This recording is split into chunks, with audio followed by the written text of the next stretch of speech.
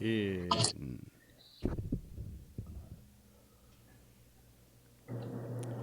3, 2, 1. John, are we live? I hope so, my man. Well, I can't tell if we're live or not, but hey, everybody. A little bit of a different wheelhouse feel today. I'm sitting at home in front of my home bar here with a sling on while John is in studio. And we wanted to do a show. I had shoulder surgery on Friday. Ended up being kind of a crappy surgery. I had a stage 3 out of 4 tear in my labrum. So almost about as bad as it gets in a labrum tear. When they went in, they realized that my rotator cuff also had some fraying. So I got a 2-for-1 special surgery. They fixed up my rotator cuff as well. So I've been. I won't be able to show you guys this, but I have a recliner I've been sleeping in every night, and every 30 minutes or so, I sit on an ice and compression machine, and then all the rest of the time, I've been in a sling. I got the pretty cool war wounds. The nurse missed my vein here and bruised up my Yeah, keep forearm pretty flexing. good. Keep And then flexing. my bicep, which I can't show you because I'm in a sling, is pretty nicely bruised as well. But adjusting to being a one-armed man for a little while.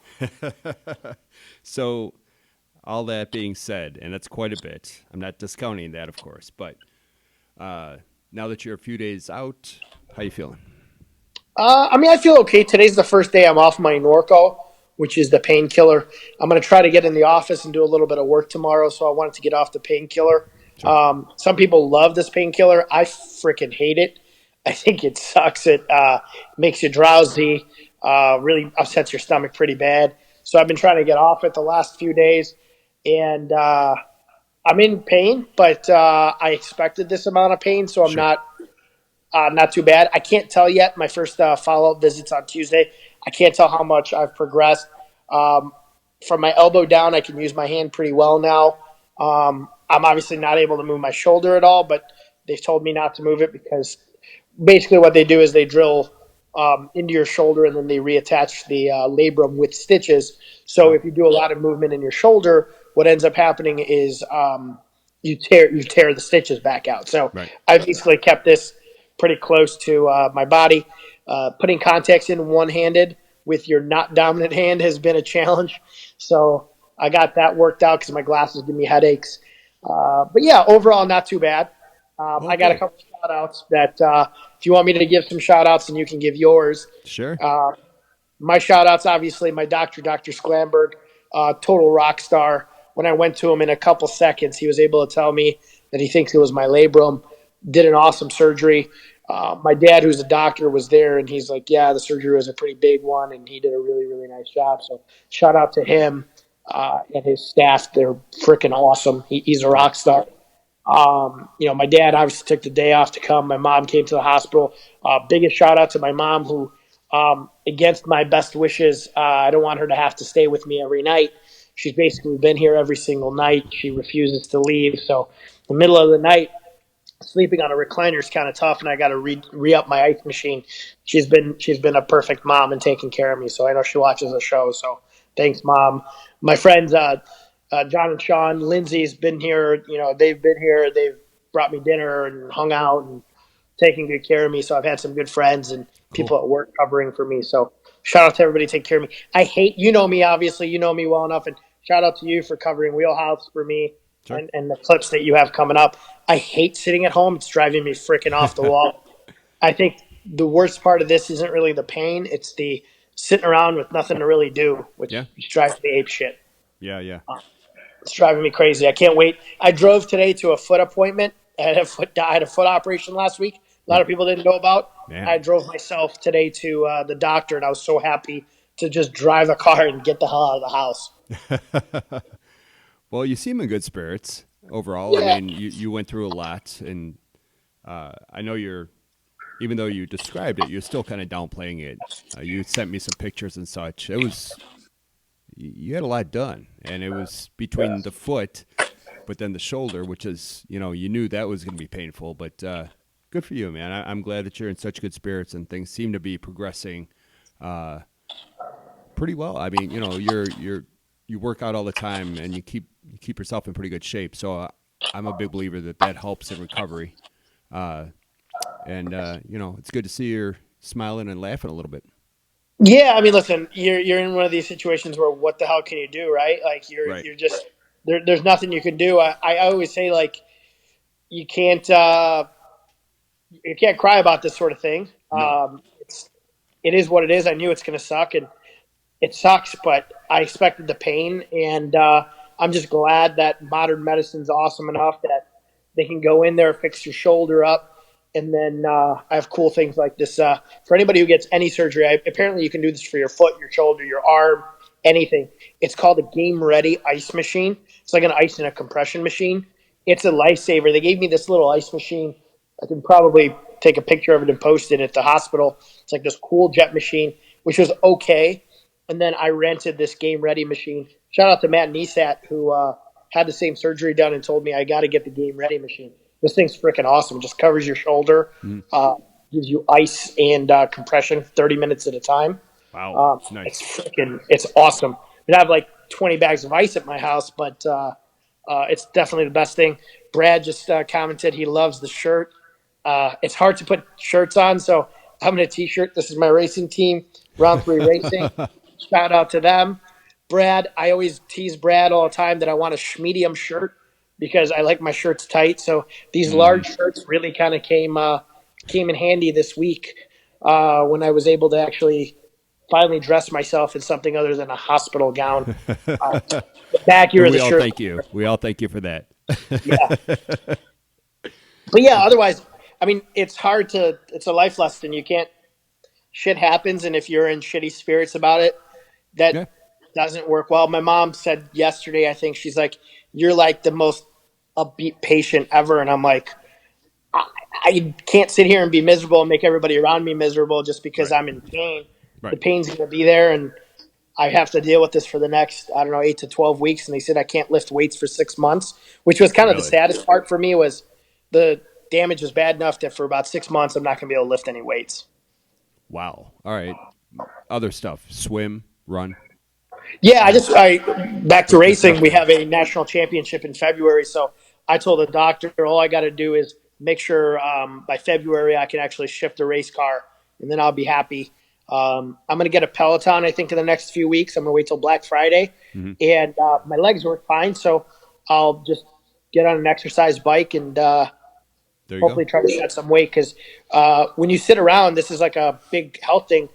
Even when you're not working out, just by nature of like being out, going to work, Mm. driving your car, getting out of your car, moving around, you lose some weight. You're burning some calories. In the Right. last 5 days, I haven't been eating any different than I normally do, but I've gained 7 or 8 pounds Yeah. because I literally just sit on a couch and I'm feeling kind of shitty. So I'm really tapering my diet down now because I don't feel good. So I got to get some fitness going. Yeah, for sure. All right. Well, shout outs to your doctors and everybody you said.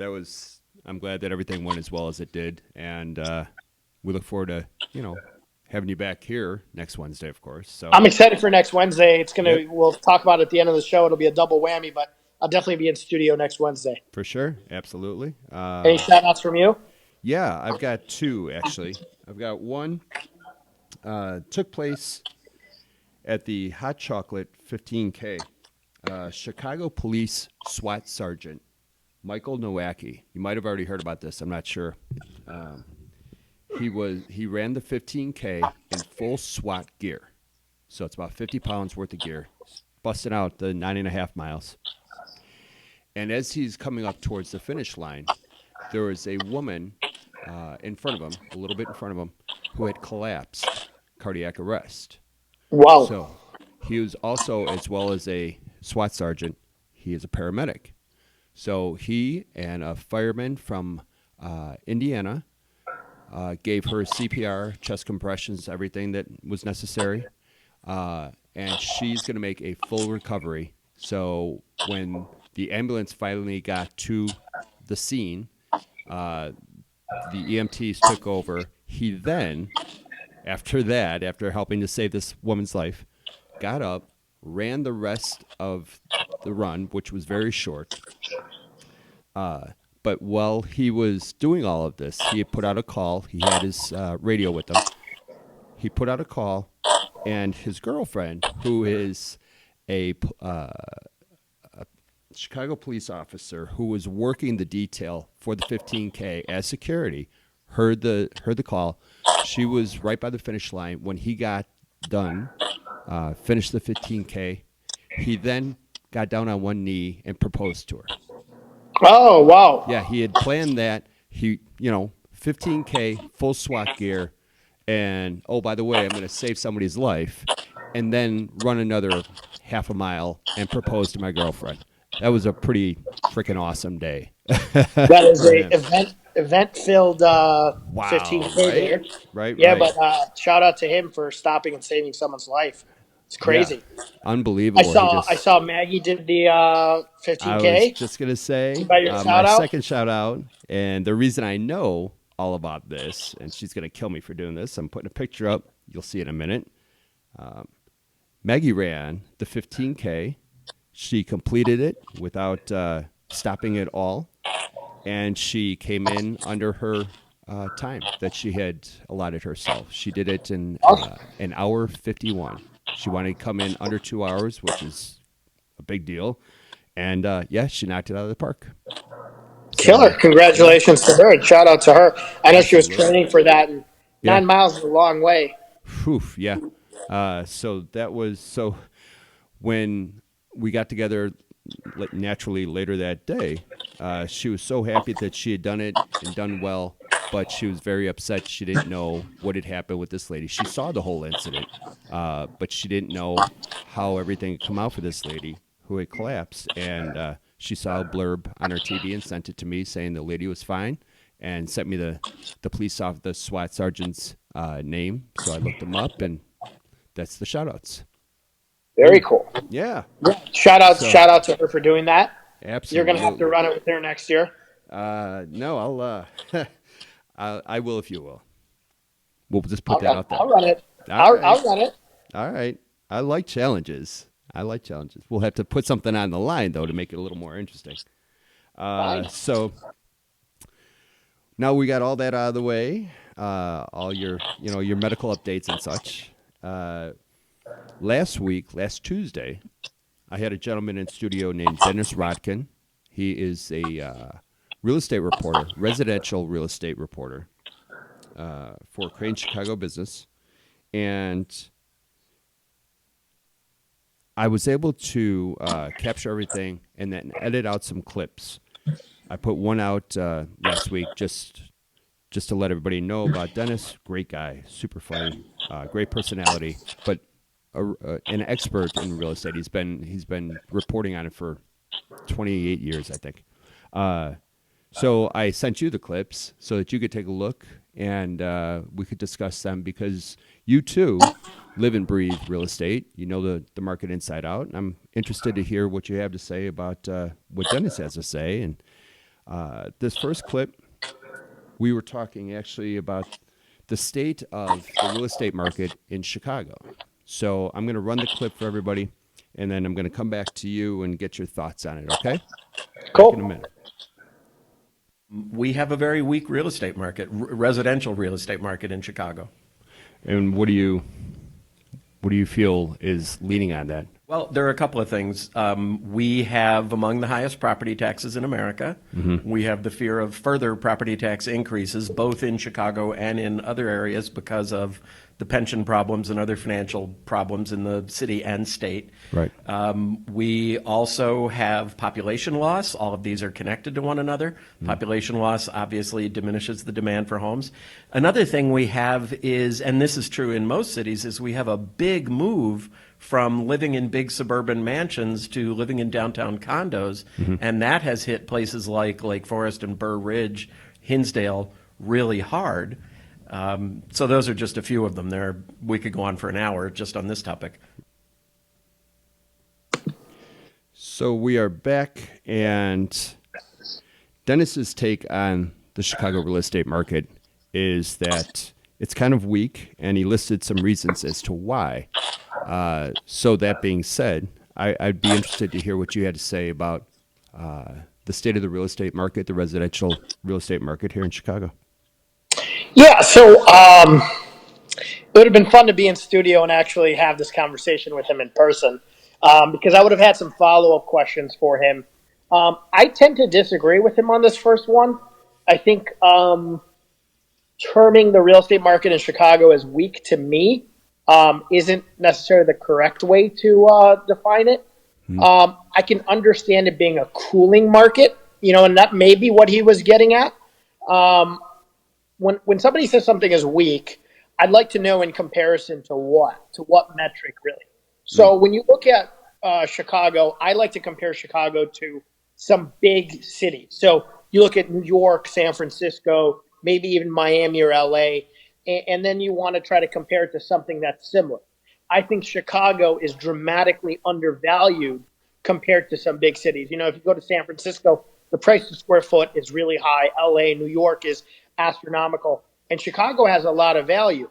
Now, there are a lot of metrics that are scary in Chicago. So the rising property taxes, which I know you guys spoke about, the rising cost of living, people moving out of Chicago potentially.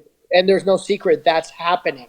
But Chicago also has an influx of a lot of big corporations. So we're seeing this kind of mini tech boom in Chicago, which is happening. And it's, in my opinion, a really cool thing to see happen, because you see areas like Silicon Valley, you see San Francisco. Those areas had such a big boom because of the tech world. And Chicago is becoming kind of a secondary, maybe even a third, if you count New York, kind of tech market. And I think that there is a lot of value for living in Chicago when it comes to a big city. Do I think it's cooling compared to where it was? So obviously everybody knows from 2008 through 12, there was a big downturn in the market. Right. There's no secrets that happened. 2013, the market took off like a rocket. Sure. 2014, 15, 16, it happened too. And I think in 17 and 18 and 19, it's starting to cool a little bit. But every market has to do that. It may even correct itself a little bit and cool off and drop values a little bit. You're seeing that in the luxury market now. So stuff that's $500,000, $700,000, $1 million, $2 million, it's cooling a bit. But every market that goes up has to come down a little. I don't think it's a weak market. I think that it's a correcting market. So I think it's I would have loved to have had this conversation with him, because I think we would have probably ended up being eye to eye if I asked him what he's using to find the word weak. Is it in comparison to a big city? Is it in comparison to how Chicago was in the last 2 years or last 3 years? Yeah, it's definitely a weak growth compared to the last 3, 4, 5 years when we've been booming. So I would have maybe liked to elaborate that with him, and it would be cool to have him back at some point when we have a live show so I can have these communications. But I don't think it's a weak market. I think it's a strong market in comparison to other large cities. But I can see where he may have been using that word depending on what his definition of weak was. Understand. Okay.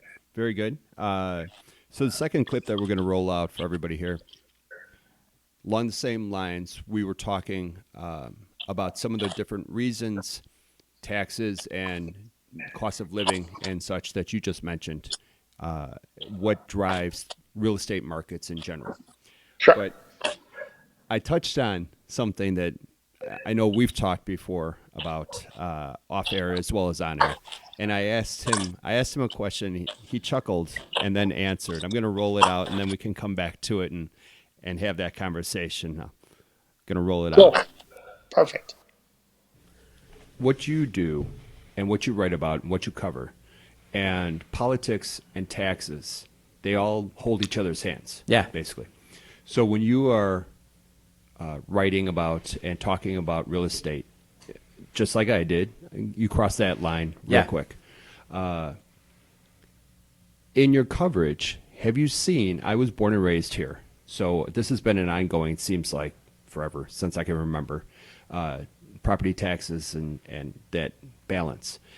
Is there anything that you know of that is being cut back to instead of No, the answer is no. I mean, that's one of the problems is that this is what's going on in the teachers strike and everywhere else is what do you cut? This is no, first of all, I should say I generally don't cover the political side of these things. Right. There are other people on the staff who cover the politics and cover them really well. what I do sort of feathers out into it, and we always sort of are careful, this is actually just over the line, so you should do it. It's just on my side of the line, so I should do it. I tend to cover the real estate market, buying and selling, but property taxes figure in. But no, I mean, have we seen cuts? Not really. I can't remember the last time No, and anything was said about a cut. if you watch my Twitter feed, when I write about some of these problems with home sales, one of the things you often hear, I'm not going to take a side, but you often hear that's because Chicago and Illinois have been ruled by Democrats for a long time. Correct. I'm not taking a stand on that Nope. point, but saying that it does feel to a lot of people as if nothing's been cut over the course of years and spending just increases. Whether that's true is probably for somebody else to measure. So, budget cuts. Everybody wants more money, and I understand that, but money comes from taxes, and taxes have to keep going up, but there never seems to be any line items that are just reddinged out. And I asked him, I thought perhaps, I watch the news quite a bit, as you know, and I always looked for the brighter side of things, but it's always just we have to raise revenue. We have to raise revenue. And some of the things that's being talked about to raise revenue, it's really going to hurt Uber drivers and Lyft drivers. They're looking at a new entertainment tax, hotels and stuff. And it just keeps going on and on and on. And none of the problems from the previous tax hike or the tax hike before that or before that ever seemed to get fixed. It's just new problems. So the old tax hikes keep going towards fixing problems that never get fixed, and new tax hikes for new problems. Where do you stand on that? I mean, I agree with him and you. It's starting to get almost ridiculous. And I always make this joke. I don't think the city or the state has an income problem. They have a spending problem. They're just like Boom. myself. It's a spending problem, you know? And it's irresponsible spending. I mean, you can tax and tax and tax till the cows come home. And that's what we're starting to do now. Mm-hmm. But at some point, if you're not getting spending under control and irresponsible spending, we're just never going to be able to bridge that gap. And it's not just bridging that gap into being profitable. We're just not chipping away at the deficit at all. I mean, it's almost becoming laughable to the point that set aside how it affects the real estate market, it sucks to start to have a feeling of, I don't love being in my city anymore because of this stuff. Like that pride of your your town, pride of living in an area starts to go away when it becomes almost unfair and unconscionable. And yeah, starting to, it's like you're taxed every which way. You have an income tax, federal income tax, you have a state income tax, you have a property tax, you have a sales tax, you have a water tax, you have a gas tax. It goes on and on and on and on. Now, I think you alluded to the rideshare tax. It's like, well, people are trying to use rideshare more because parking went up. Mm-hmm. Everywhere, when we park outside the studios at WheelHouse, it's costing me $15 to $20 to be there for 3 to 4 hours just to park on the street.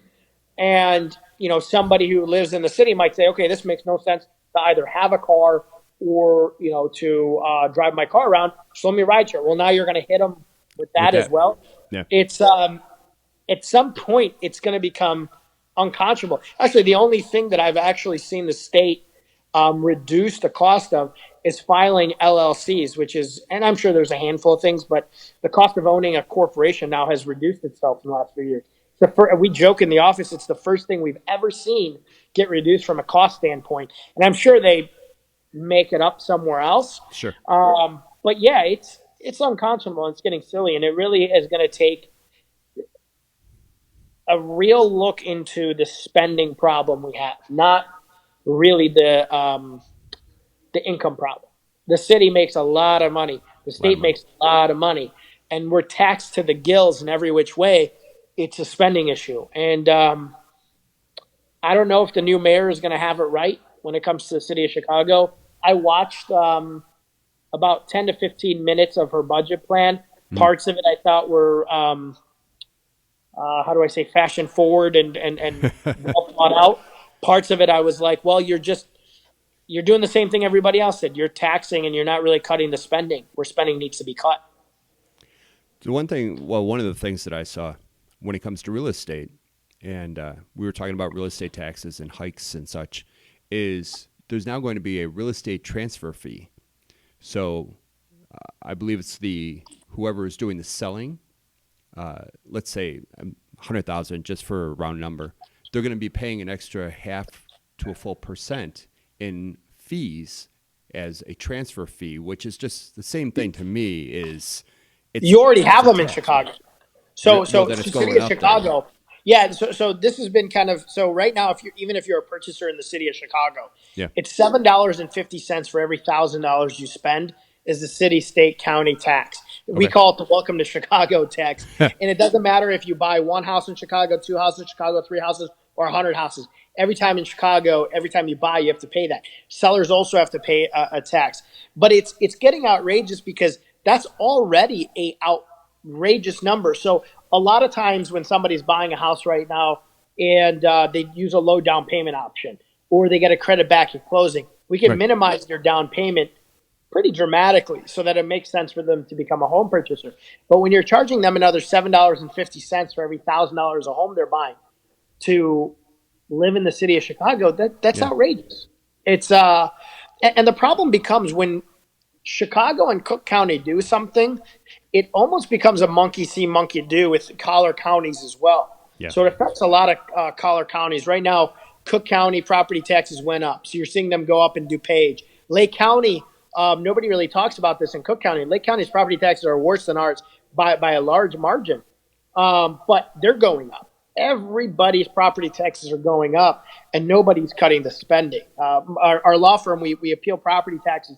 Tim in my office is a rock star doing this, and we get so many calls, and we feel awful. I mean, it's my personal property taxes in the house I'm sitting in right now. Mm-hmm. They went up a dramatic amount. They went up about 13-14%. Wow. It's getting killed.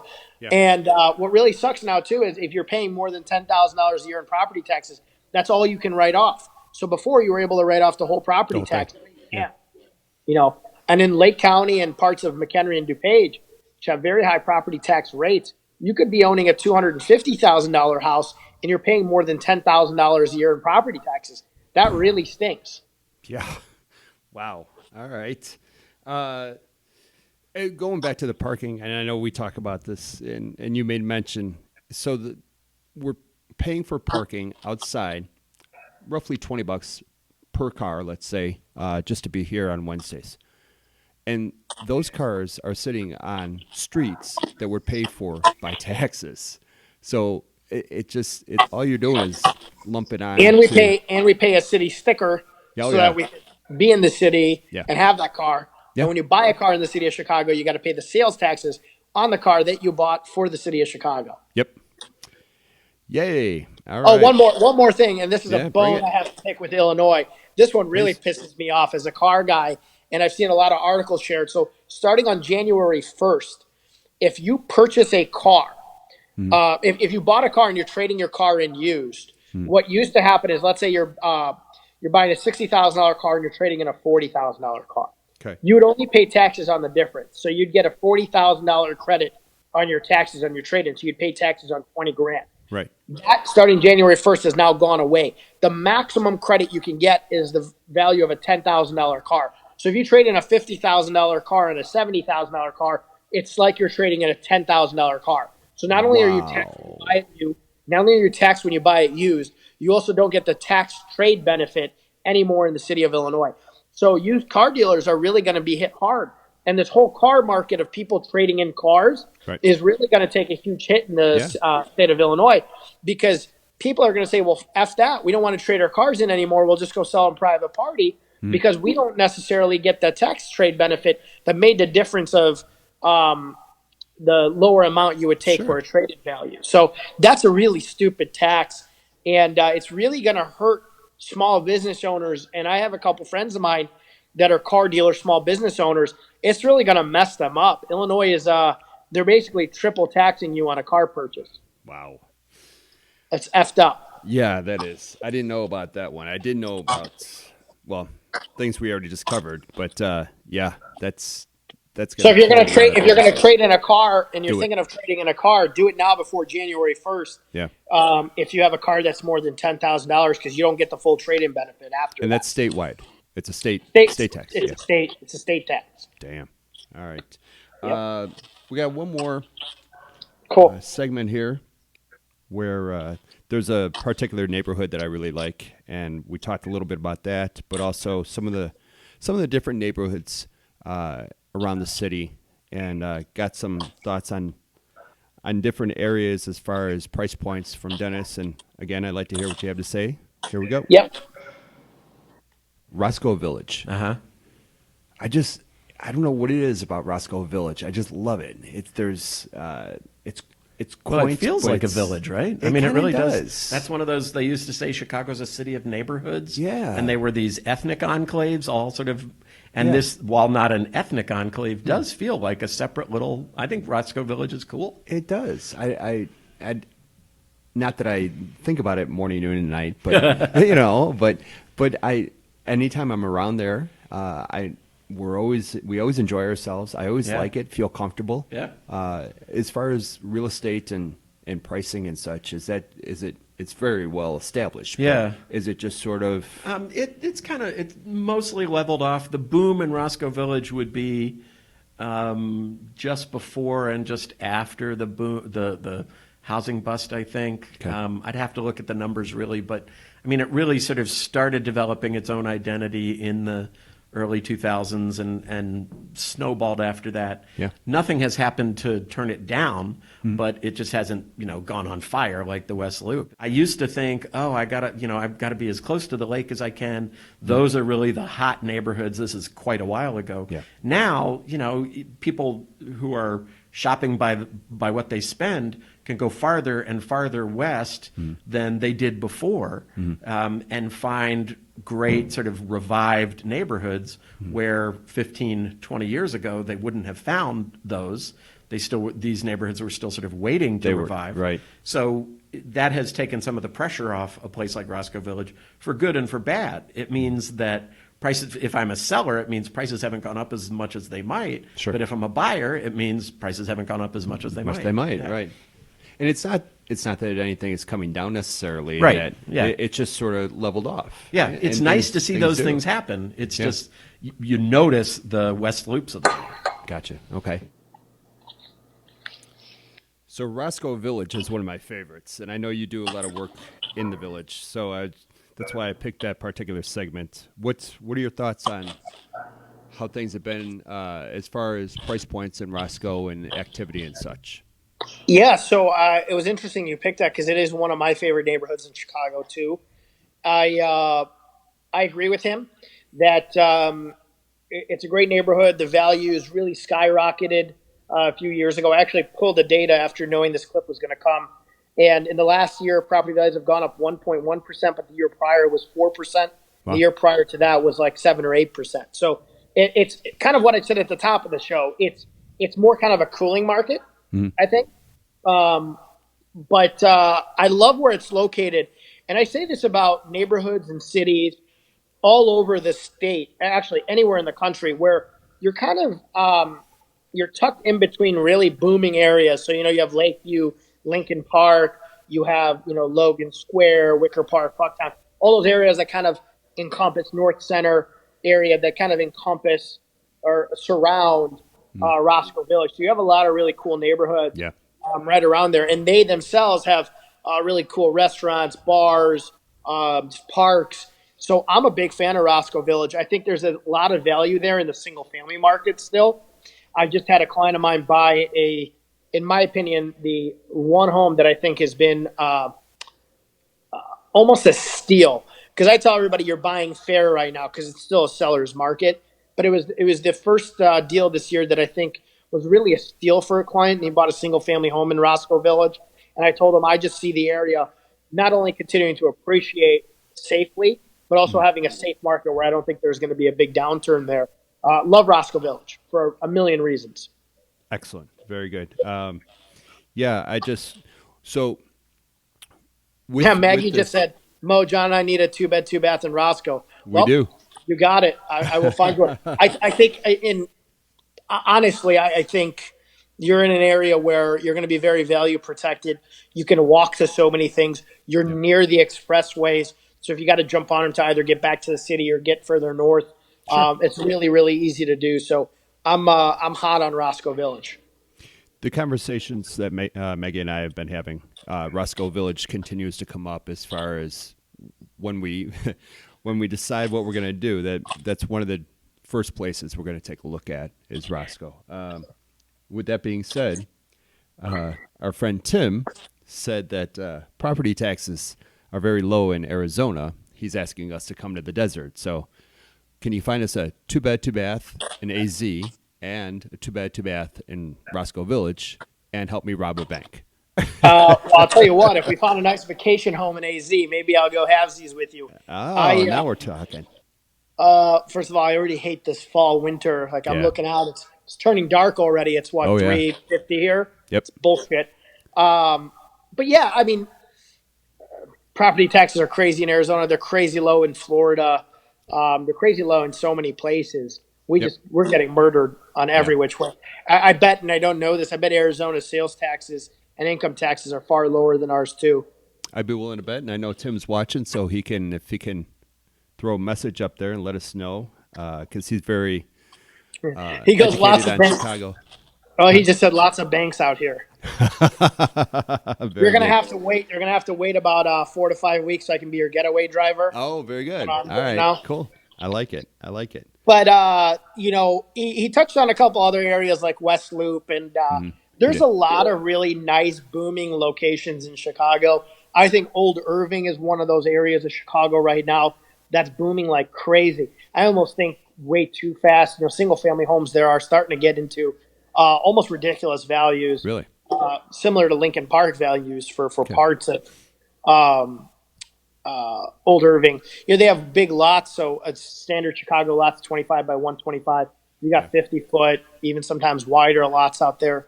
Values are going up there. Obviously, on the off-market show, we've touched on Pilsen a lot. Pilsen's boomed like crazy. Right. That area, again, it's got its own little nightlife, just like Roscoe Village does great Sure. bars, restaurants, breweries coming in. I love the West Loop, but West Loop's expensive. I mean, it's boomed and it's there. I mean, West Loop prices are, they're almost equal to Lincoln Park in a lot of senses. Yeah. Winter Park, Bucktown's awesome, also very, very expensive, but value protected. Logan Square, there's still some value there. You got Albany Park, Hermosa. There's so many cool areas of the city that still are very value protected. He made a mention of areas near the lake having a lot of value back in the day, thinking Sure. like lake is big value. I've always said for the last 10 years of being in real estate, I think Uptown is primed for a boom. It hasn't happened in the last decade of me being in real estate, Right. but I just feel like it's very undervalued for how close to the lake it is. I think, the aldermans in that area are trying to do a good job of cleaning the area up. They have an entertainment district that's starting to kind of build some traction. But I do think Uptown has some hidden value that in time it has to go up a little bit. Yeah. You have Lincoln Park, Lakeview, and then above that Uptown. And the value hasn't caught. So you get some really cool, close to the lake properties for, 50 cents on the dollar compared to Lincoln Park and Lakeview. So let me ask you a real quick follow up. What constitutes Old Irving? What is that? Where's that area at? So Irving, Old Irving, Albany Park, they start to blend together. But if you got off on Irving, easiest way is like you get off on Irving Park on 94. That Okay. whole area right around there is kind of the Irving Park area. Okay. And if you're, in that area, it's like when people say, Pilsen spilling over to University Village and other areas, they're starting to call areas that weren't historically Old Irving because they're close to it. Logan Square gets that a lot. People call areas Logan Square. That's not really Logan Square. It's pretty Gotcha. far from the square. But the single family home market there is just booming. Builders are building like crazy. Lots are becoming more expensive. And one of the things you can do is the city of Chicago, every lot has something called a maximum FAR. That's a maximum size home you can build on that lot. Okay. Nowadays, everybody builds the biggest damn home they can on a given lot Right. because they just maximize the size of the house. Well, when your lot is twice as large as the lot, someplace in Lincoln Park, you can build a pretty monster house on that lot and Mm. also get a good amount of backyard space. So you're starting to see a lot of people building out there. I personally think the values are a little bit inflated. I Okay. don't say that a lot about areas of Chicago, but if you're starting to spend $1.5 to $2 million on a single family home out there, Yeah. I don't know if I would do it. You don't think it's going to hold the value? It might hold the value. I just in 10 years you have a 10-year-old home that's $1.5 to $2 million in an area that's pretty close to the suburbs. Quite frankly, Yeah. you can get yourself a nice in-town condo for $400,000, and then go out to the burbs and buy yourself a pretty big ass home for 1.2 to 1.5 million dollars, and Right. have the best of both worlds if that's what you want. That's Sure. what I would do with my money if that was me. But I have some friends who are building homes out there for big money, and they believe in the neighborhood. So Cool. Okay. We also, and there's no clip to back this up. We talked a lot about Bronzeville, and I know that it's somewhat adjacent to Pilsen, and I make mention of that in the show. So, as far as the episode with Dennis, it was pre-recorded last Tuesday. Knew we were going to be doing this today, so I held off on posting the whole episode, but I'm going to do that tonight or tomorrow morning. It'll be on our YouTube page. So please go to AE Wheelhouse and subscribe to our YouTube page. It's got all of our episodes, a lot of segments. But I'm going to put out the full episode, like I said, tonight or tomorrow. He really did. We touched on a lot of different areas and subjects and such. And when you made mention as far as perhaps having him back, another subject that you and I have talked about is the upcoming election, 2020. And he made mention of that pretty much right off the bat. And so I put in a reservation and said, hey, listen, I would like to have you come back right after the election, see who wins, what side of the aisle, and then we can talk about the real estate market looking forward and what hopefully it'll be in studio with you and he, so you guys can kind of go back and forth and see where you might differ and see where you might agree. yeah, did he have any take on what he thinks is going to happen next year with the election?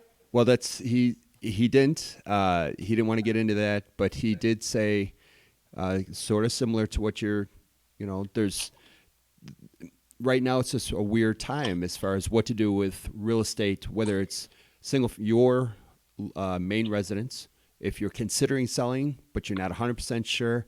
Also, as far as investment properties, it's just a weird time right now because nobody knows how the election is going to go. There's a long time between now and November, and next November, and there's going to be two radically different points of view running in the election, and as far as how to tax people and how to raise money and medical insurance and all that stuff. But yeah, it's a very interesting time right now, as you've mentioned also, when it comes to real estate and investments in general. Yeah, I think if anybody thinks they know exactly what's going to happen next year, they're just taking a guess. Yeah. Next year is going to be one of the funkiest elections we've probably ever had, Yep. at least in our lifetime. So I will be curious to see what happens. I'm telling everybody, if you're buying an investment for the next 20, 30 years, totally fine. Do that, even in the next 10, 15 years. But if you're doing something that's the next 2, 3 years right now, think about it a little bit. If you're trying to sell something, I spoke to a client this morning. I said, we're having a little bit of difficulty selling your place. Let's put it up for rent. I wouldn't be pained for renting your place out for the next year or so and seeing how things work out. They're net positive cash flow on their spot. So I think that might make some sense for them. If you're looking to flip something and you're going to buy something now to flip for next year, Yeah. I don't know. That might not be something I would get involved in personally right now. Right. Just because you don't know where things are going to go. Rates are so low right now. So if you're buying a home that you plan on being in for a long time, next 7 or so years, right now is a fantastic time to buy. Sure. I'm refinancing my house. Shout out to Matt Rosen. got me a 3.375 rate. That's a rock star rate. That's so freaking low that I'd be a fool not to do it right now. But I know I'm okay in my home for the next 7 to 10 years. Right. But if you're looking to flip something in the next year or two, I agree with him. It'll be interesting to see what happens next year with the election. And then people have people act on paranoia a lot. You know, whatever happens next year, whichever side wins, we will be okay. You know, whichever side of the political spectrum you sit on, everybody was like, "Oh my God, when Trump wins, the economy's going to crash." It's going to collapse. Didn't happen. No. You know, and then you had the people who are saying, "Oh my God, it's going to be the greatest time of the last 100 years." No, that didn't happen either. We were fine. You just want to hope that whoever your president does become, you root for him to do well and land the plane. You know, I always say this, whichever side of the political spectrum you fall on, and I'm pretty much in the middle. To hope that somebody fails is like to say you're hoping your captain who's flying your airplane crashes the plane. It's kind of a silly mindset to have because you live in the damn place that this person's trying to lead. So whatever side you sit on, you could be upset about policies and stuff, but you hope that they land the plane.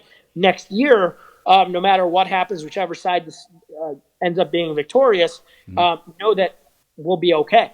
You know, people will get paranoid next year leading up to it. They'll make rash decisions, sell, don't sell, do this, don't that, in a panic. I'm against panicking on a big life decision like that because everything, even in the crash of the real estate market, it was 4 years. And if you didn't sell in those 4 years and you came out of it in 13, it boomed. I owned a condo that I bought in 06, maybe the worst year ever to buy one. If I tried to sell my condo in 2009, 10, 11, or 12, I was in really bad shape. So long as you don't buy above your means and you can make that payment, you don't end up in foreclosure, just don't sell. You know, but don't panic either. So I would tell people don't buy into a panic paranoia next year either. But it'll be interesting. I think given how the election's going to go, and we've had chats about this, I think people will be panicked. People will be heated. People will make stupid, rash decisions based on what's going on. Sure. And I would advise people not to do that with the most expensive asset that you have. Correct. All right. Well, sir, it's been we made it an hour. Yeah, we did actually. Yeah. So with the holidays coming up, we're going to be off a few different Wednesdays because actually Christmas is on a Wednesday, New Year's Day is on a Wednesday, and trying to do a show the day before Thanksgiving is kind of tough because you're busy, I'm busy, and trying to have somebody take time out of their life to come in and be a guest, let alone 2 or 3 people.